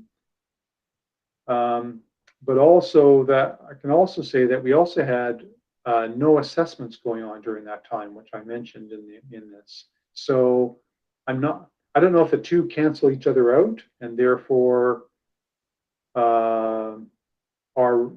it's hard to say. I can't be definitive, and I'm sorry I don't have data to share that, but I can say that we have that many fewer students. There's about 60 students, approximately 58 students fewer on our wait list at this time than we had last year. And last year, where we may have been 12 to 14 months on our wait list, we're now at about 10 to 12. And then I was asked for information around our primary gifted nomination process, which we changed last year to following the problem-solving pathway as we do with other students. And you can see the numbers there that are the difference there, and how that actually happens to correlate with the number of students difference on our waiting list. So that information is there for you. And then finally, I had to take the opportunity tonight to highlight two of our staff that have been honored with the Prime Minister's Award for Teaching Excellence. And both two very deserving teachers. One, which is familiar, I know, to some SEAC members, Stacy Faulkner, because she's been a long time teacher of a learning disabilities class.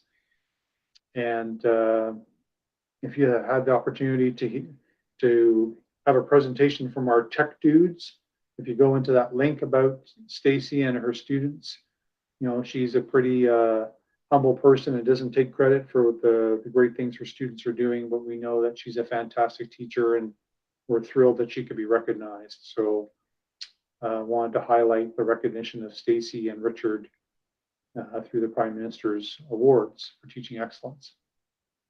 So those are my three update items for tonight, and I'll be happy to take any questions.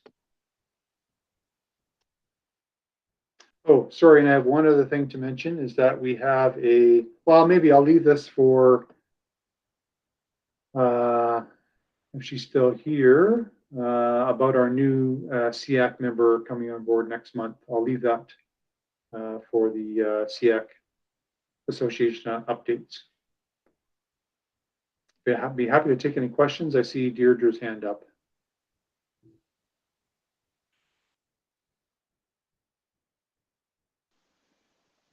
Deirdre, you want to go ahead?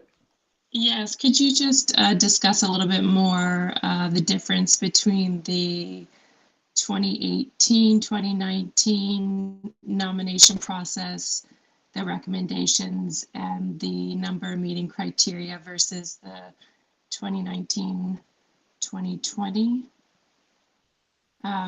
students that were recommended in those meeting criteria? There seems to be a significant difference between the two. You think that's related to COVID or just the nomination process changes? Sure. So SEAC may recall that up until last year, for a number of years, we had a primary gifted nomination process where staff, teachers of students in senior kindergarten and grade 1 were asked to consider if there were any students that might be assessed for potential through an assessment for consideration for possibly being identified as gifted. And we came forward to SEAC last year highlighting the number of students that were nominated for assessment and the number of students that were actually met criteria. And so you can see I brought forward data from the previous year, from 18-19, to show you how many were recommended and how many met criteria. And I don't have the number there. I think it's around 37%. And I highlighted that when I brought the report to SEAC last year, that we were on average assessing every year a large number of students with only a smaller number meeting criteria, and with that highlighting also the cost of that came with that, and the number of students that we were assessing with those not meeting criteria. So the recommendation last year was that we, instead of this primary nomination process, that we follow the problem-solving pathway as we do with other exceptionalities. So what I'm showing here is that for last year, which was the first year that we did this, that following that pathway, we had 9 students recommended for an assessment, and only 1 of those met the criteria for giftedness. So that's what's being articulated in that paragraph, Deirdre. Yeah, so what I can see is that the previous 2018-2019, there were 158 students recommended for psych assessment, with 59 students meeting the criteria.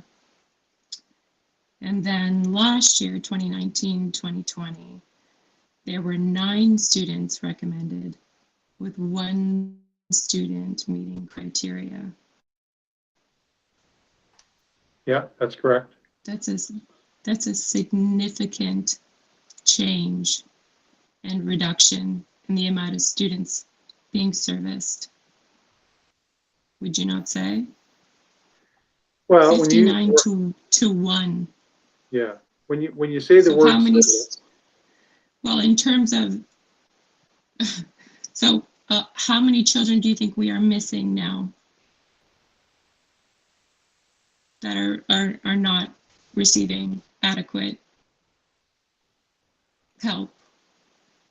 There are 59 students the year before and 1. Just 1. yeah. So so I would go back to the purpose behind this, and what the problem solving, the purpose behind the problem solving pathway.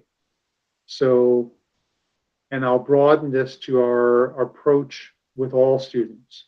So the reason for the problem solving pathway is it's an opportunity for parents, for school staff to bring forward students who are having difficulties in a regular class. So that's if we went and assessed all of our students in grade 1 to see who might meet the criteria for a learning disability, or all of our students who might meet the criteria for life skills, et cetera, number one, that would be an enormous draw on resources. We'd have to hire an incredible number of psychology staff to do that. But that doesn't happen. Well, that only happens where necessary if students are having difficulty. So when you ask about how students are being served, I would say that if students are not being served well and are having difficulties in a regular class, their needs aren't being met, then parents and or staff engage in that problem-solving pathway. So the fact that we only had 9 students being recommended doesn't mean we aren't serving all the others. It means that those students are doing well. It means that those students are being served, and if needed, they can come, parents can, or staff can bring them forward for more problem solving, which may include an assessment. But there's also the communication to teachers that there is no more teacher nomination. So teachers are being told there's no more teacher nomination. Parents that we hear from are being told that primary gifted is being phased out, which very, when we look at these numbers, this is why we asked for the know exactly what was going to happen. And here it is in black and white. It looks like what we thought may happen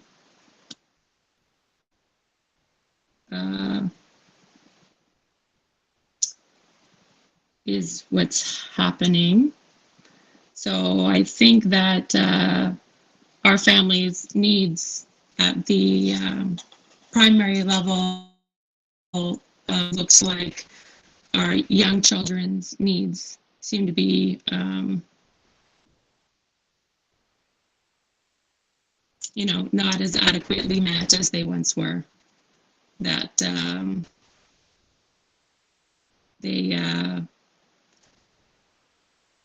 it's, yeah, it's a very disappointing thing.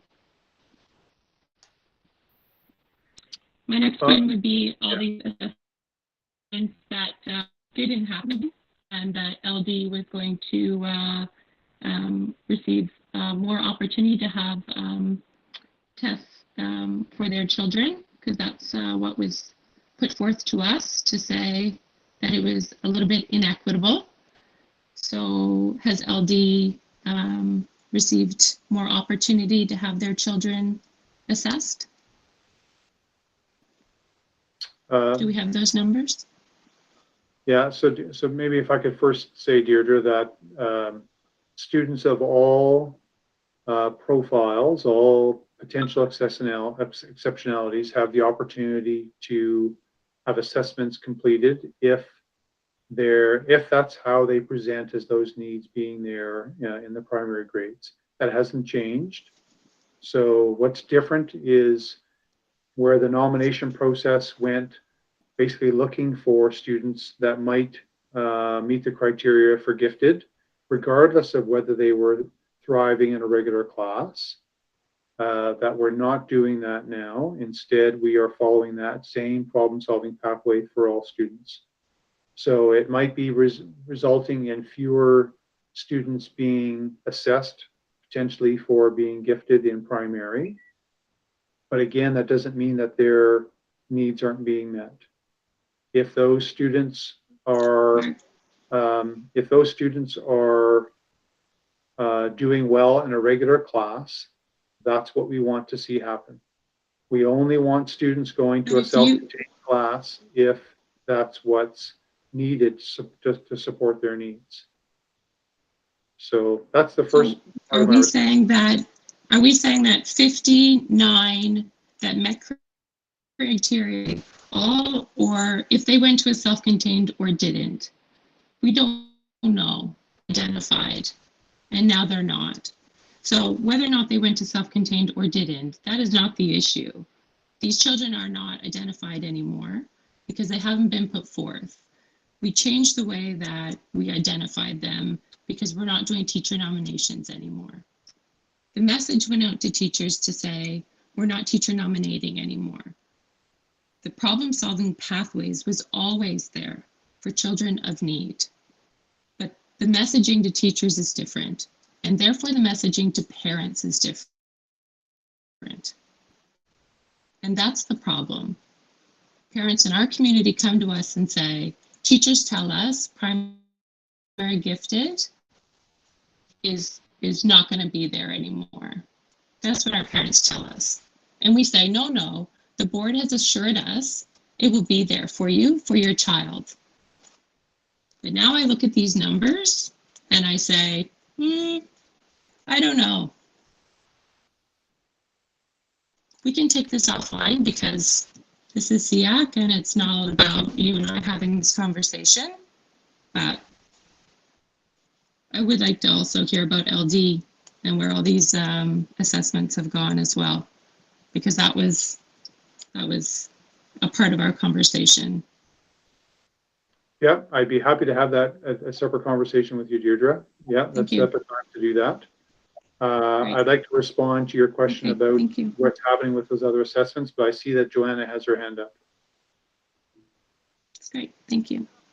Yeah, thank you. Just listening to Deidre's concerns here, I'm wondering if what might help is if we had kind of a descriptive analysis, a breakdown of what these numbers mean. So if X number of students were referred for a psych assessment, but only X met the criteria, what happened to the rest and how are they being supported? Just to get a better understanding that, you know, that they are receiving supports is what I'm hearing. It's just they might not be required. The psych assessment might not be required. It might be something else that they require. And if, you know, how that kind of plays out with those students. Thank you. Yeah, so let me speak a bit more broadly that we have students who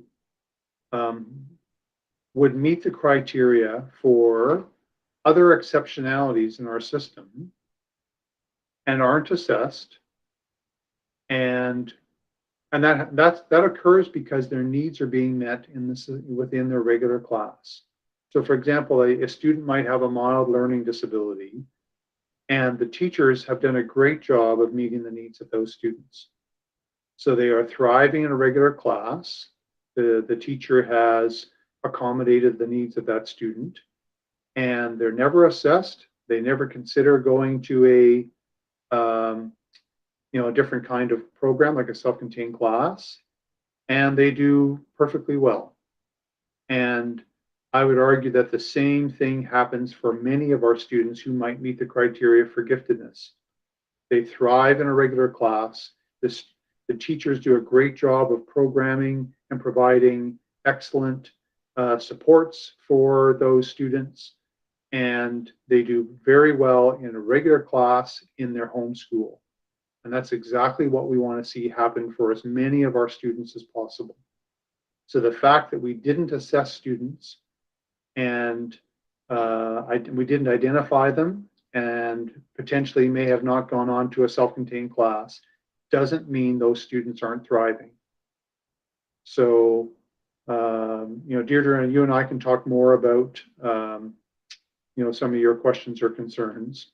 But I'll say that generally, Joanna, for all students, that the fact that we didn't do an assessment or those other things doesn't mean they aren't doing well. And that problem-solving pathway serves our students quite well. So if I could address the other question about, so what, now that we haven't done as many assessments for our primary students to consider whether or not they're gifted, how are our staff spending that time? So I would respond to say that's why we have fewer students on our wait list, is because we didn't put that time into primary assessments. Once again, the previous year we assessed 158 students. So that didn't happen this year. And therefore you can see our wait list. Now the length of the assessment for students to be considered whether or not they're gifted is shorter than a full psych assessment that you would see for other students. So it's not an equitable comparison. I think it's about 6 hours for students for that gifted assessment, whereas a full psych assessment for students, to do a complete sort of workup on them is about 16 hours. So you can't do the straight math, but where you see that we did that many fewer gifted assessments, we see a drop in our wait time, the number of students on the wait list and our wait time. So, to your question, Deirdre, about whether or not it's specific for LD, I would say that all students who have been waiting for an assessment, all of them are benefiting from this because the wait time is less. The next largest group of students with an exceptionality in our board after gifted is LD, students with learning disabilities. So the wait time for those students is shorter, for sure, but it's shorter for all students on that wait list. And I know that Diana Vandenbosch, she had her hand up at one point on the camera. Diane, did you want to ask a question? Hang on, I just wanted to chime in. Learning Disabilities Association has never advocated for a psych assessment for our students when they were in grade 1 or grade 2. That's too early for them. What we have advocated for is a phonological awareness assessment, and that can be done in kindergarten and grade 1. And that's essential for our kids because that is often the area of difficulty. And if that's not addressed, then yes, by the time they get to grade 2 or grade 3, they are presenting with characteristics of learning disabilities. But we need to address the issue of the phonological awareness deficit before they start failing. So it's not a psych assessment we're asking for, it's a phonological awareness assessment. And that, as I said, can be done in kindergarten and in grade 1. Yeah. Thanks, Diane. So Deirdre, that's you. I'll send you an email. You and I can connect maybe later on this week. Any other questions, anyone, for my report? Okay, thank you very much, Mark, and thank you for all the questions, everyone. And I'm now moving on to association reports. And please indicate in the chat box if you have feedback from your association.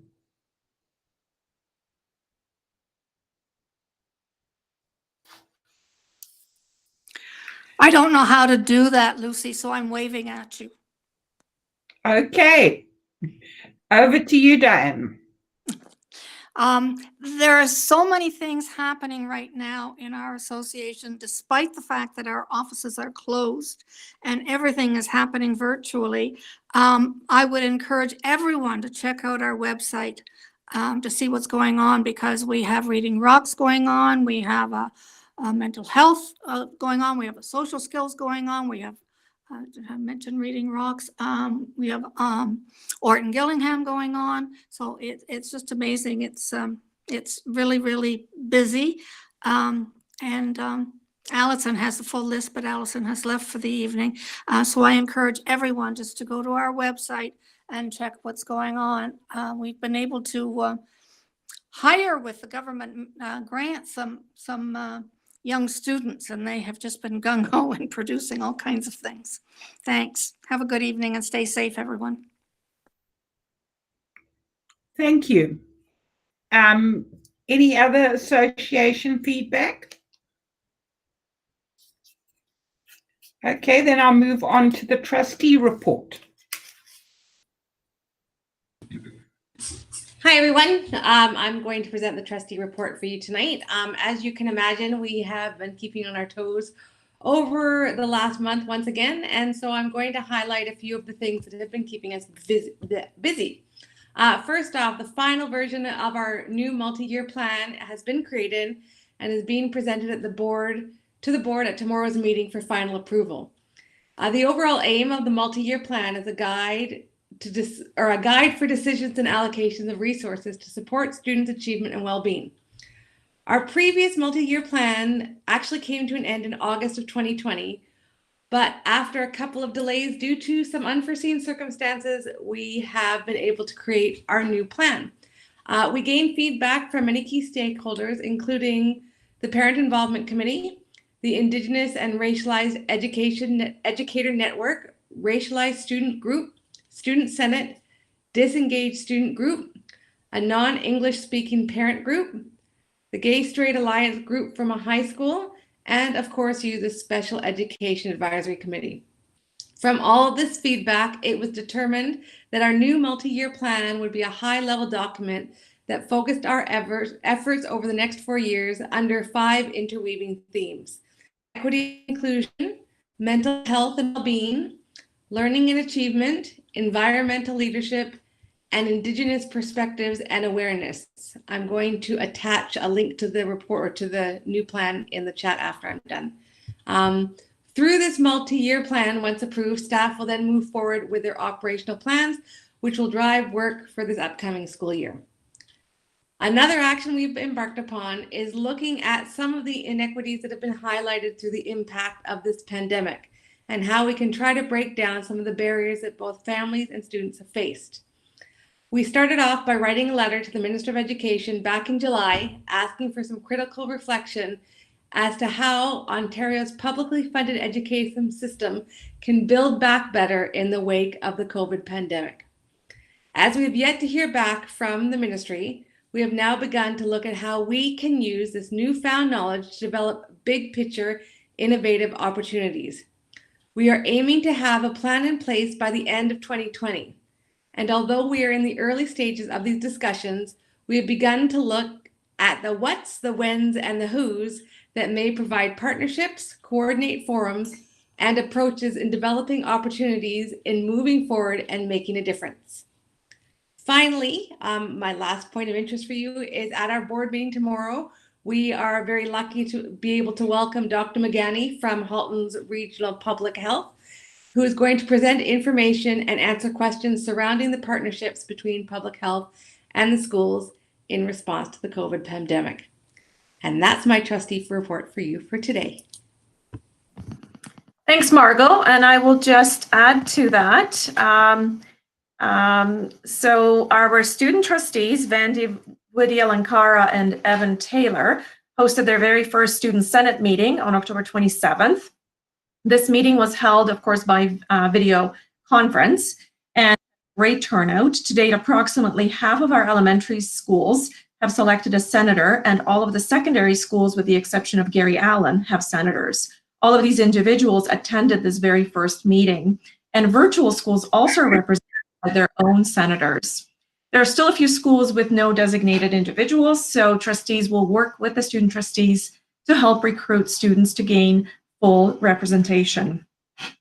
The first part of the Senate is typically dedicated to the elementary panel, followed by a joint session and ending with a session dedicated to the secondary panel. At this first meeting, senators were introduced, they were able to introduce themselves and enjoy some small group icebreakers. And student trustees spoke about the role of the student senate and the role of the senators. There was also some great collaborative discussion about the importance of a two-way communication to ensure that student issues are brought from the school level to the Senate, and that information and resources are shared by the Senate with the student body. And for me as a student trustee mentor, this is something very near and dear to my heart. So I hope to support them in that endeavor. At the joint session, Michelle Bates, whom you met earlier this year, she's the mental health lead, delivered a great presentation about mental health, mental illness, and mental health resources available to our students and staff. Senators recognize the tremendous importance of this information and were able to already start doing some brainstorming about how to make this information available to their own communities, school communities. This was very much appreciated by the senators, as mental health has been identified by students as an area of concern. This was certainly voiced by several of the senators and student trustee candidates, not just this year, but in the previous years as well.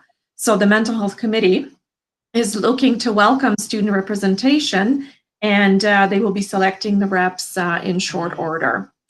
And finally, I just want to share with you an email that trustees received, and maybe that is included on the Learning Disabilities website.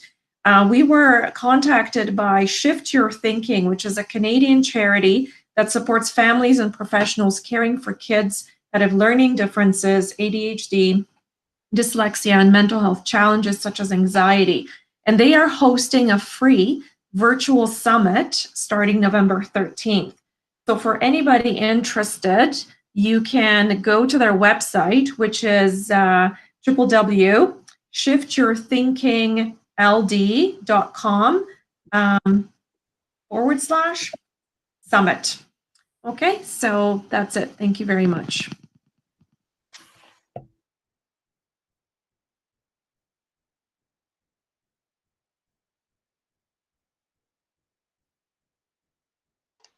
You're on mute, Lou. I am. No, I'm not. So thank you, everyone. And I will move along to committee reports.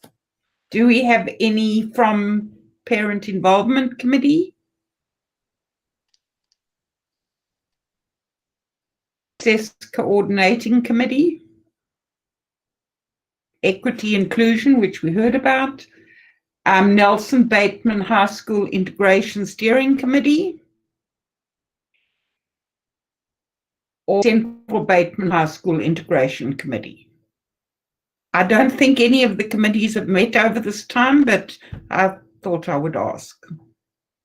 Yeah, thanks, Lou. I think it's been, some of these have maybe not been, it's been challenging to get going because of the, because of COVID, but also some of them have been delayed.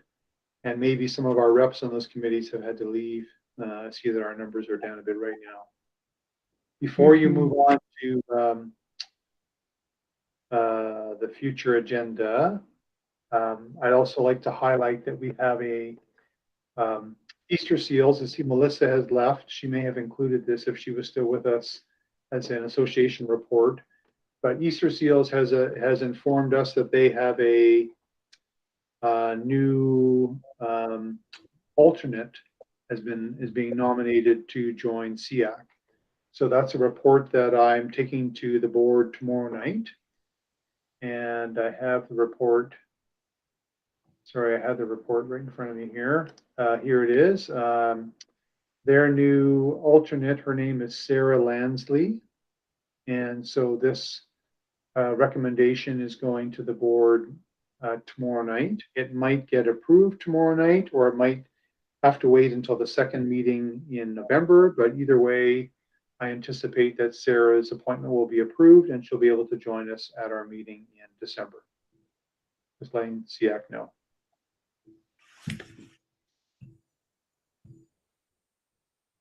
Okay, thank you. And I see Margot mentioned that the Nelson Bateman meeting is for next week. So perhaps we'll have some information at the following meeting.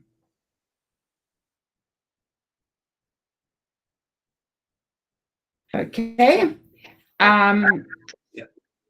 Jana? Yeah, just a reminder to everybody that at our, it's hard to believe it's already November. So at the December meeting, we planned that we will be holding SEAC elections for the chair and the vice chair. So we will be holding those elections at the end of the December meeting. So for anybody interested, please, if you want to talk to Lou or I and get some insights, or just chat about the role, we would be happy to chat with you. Okay? Thank you. Yeah, we sure would. Well, I think that I am now going on to items for the next agenda.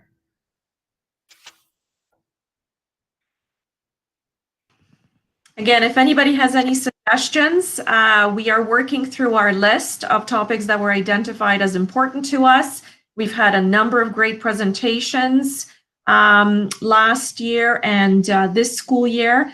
And so if there's anything else, please do not hesitate to let us know. Thank you. Thank you. We are now at the end of our agenda. So I am suggesting that this meeting is ready to be adjourned.